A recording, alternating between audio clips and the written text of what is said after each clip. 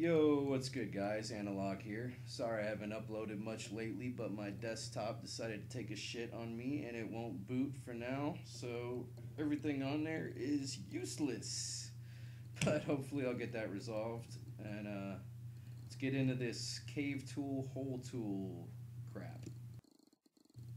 Now, some of you might be wondering why you're going to get that diamond shaped cutout tool when you're trying to cut through terrain.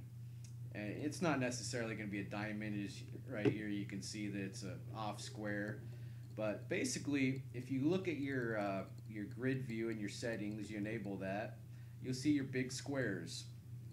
Within each square is a bunch of little tiny squares that you're not going to see.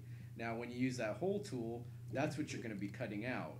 So if you're cutting flat ground, it's going to cut out a perfect square. Now, if you've deformed the crap out of your terrain, who knows what shape it's going to end up as.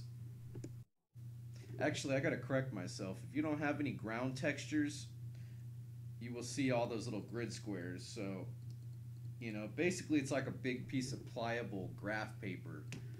And when you raise and lower in a given area, it's going to deform all the little squares that make up that area.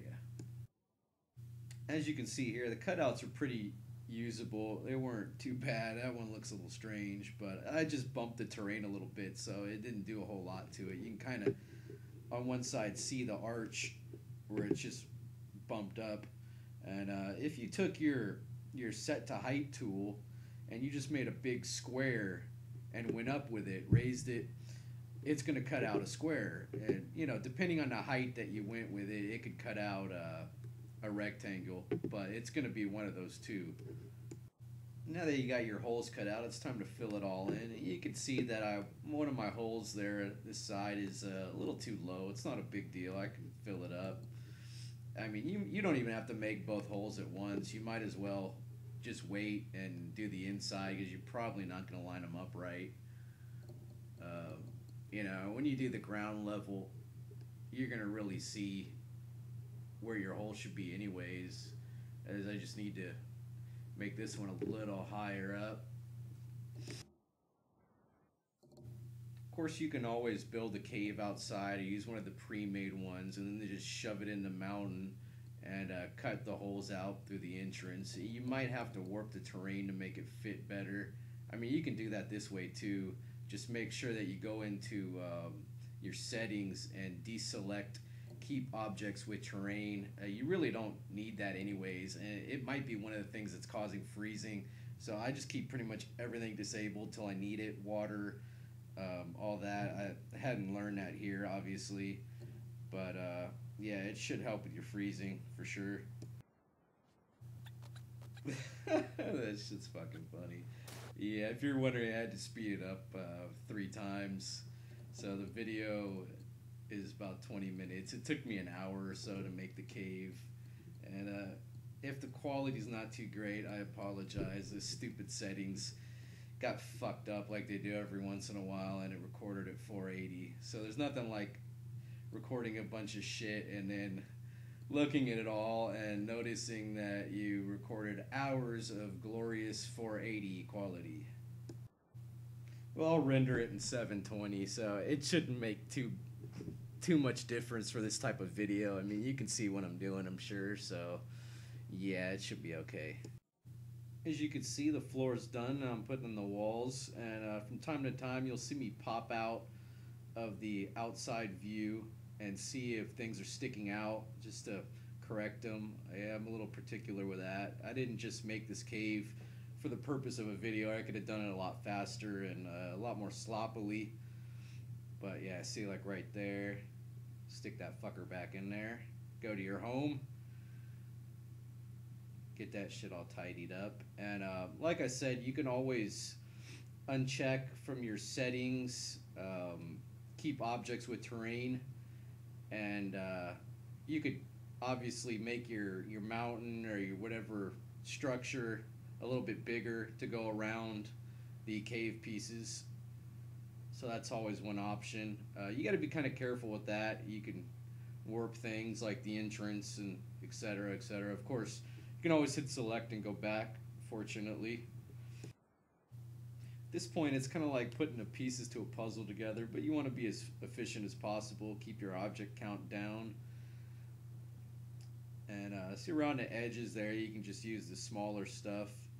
So right now I'm just getting the main walls and everything larger tucked in there, and then I can clone the smaller pieces and twist them around so they look different.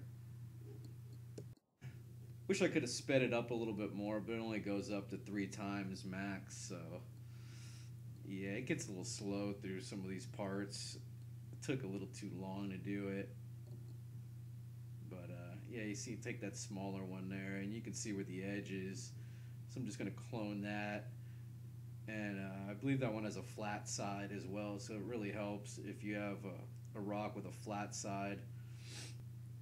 Obviously, you can see that wall there is flat at the entrance. And then once that's filled in, I'll just take some of those long, slender columns and just fill in where you can see the wall right there at the beginning of the entrance. Yeah, like those pieces. It's a little too big though. Yeah, see those ones. Take a few of those. Line them up.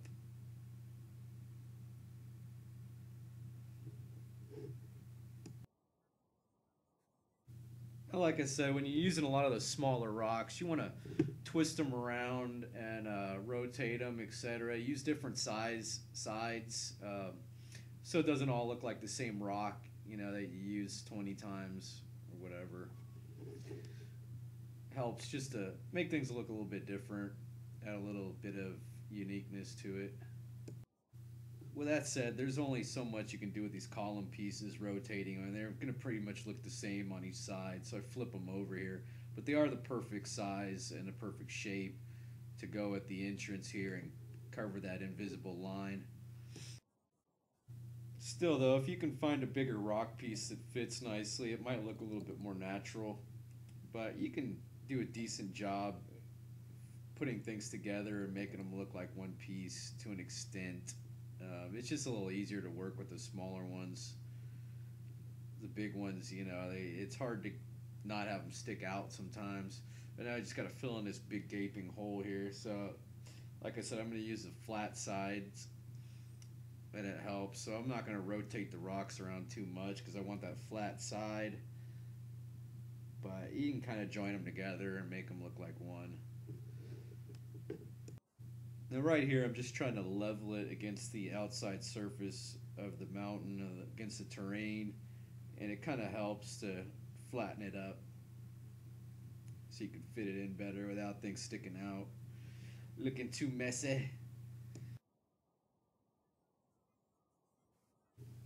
I'm not sure if I'll ever release the map. I just kind of did it to test out the new features, the water layers, the hole tool, obviously.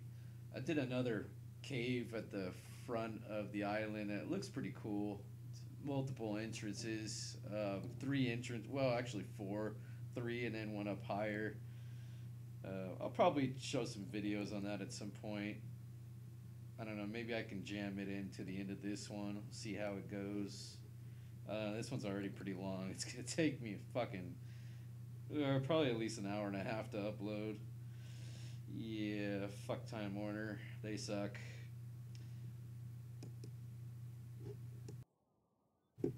Actually, I lied. I just looked at the end of the video, and I do show a little bit of that cave at the beginning. Actually, you can kind of see it right there where you could a second ago.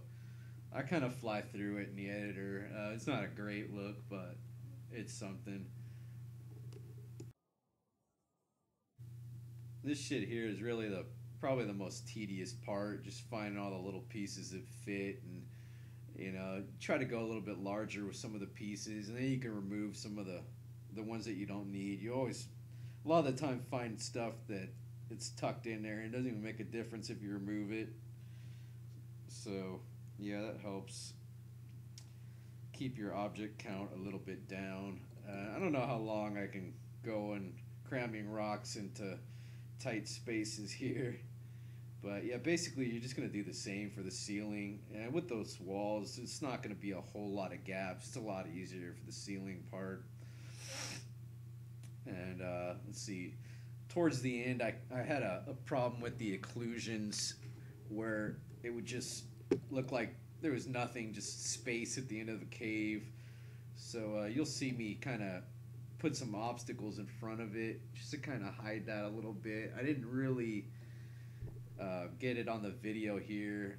I know I covered it. I know I recorded it at some point, but maybe it got deleted or whatnot. I couldn't find it. So yeah, I resolved that. It took a little while, but you'll get an idea what to do with that. Just kind of test it and walk through, and you know where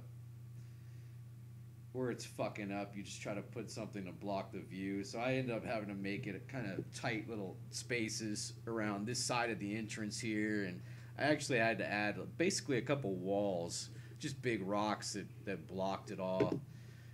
Not what I wanted, but you know, what can you do? I don't know. Maybe there's another way to handle that, but I haven't messed with it a whole lot to figure it out. It's just fucking built-in occlusions. They kind of suck, but I don't know. I mean, they're good at the same time.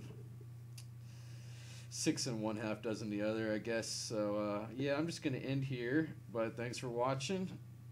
I hope you learned something. I hope I helped. If you guys haven't figured this shit out already, I got this out a little later than I'd like to, but hey, it's all good. Peace out. Take care.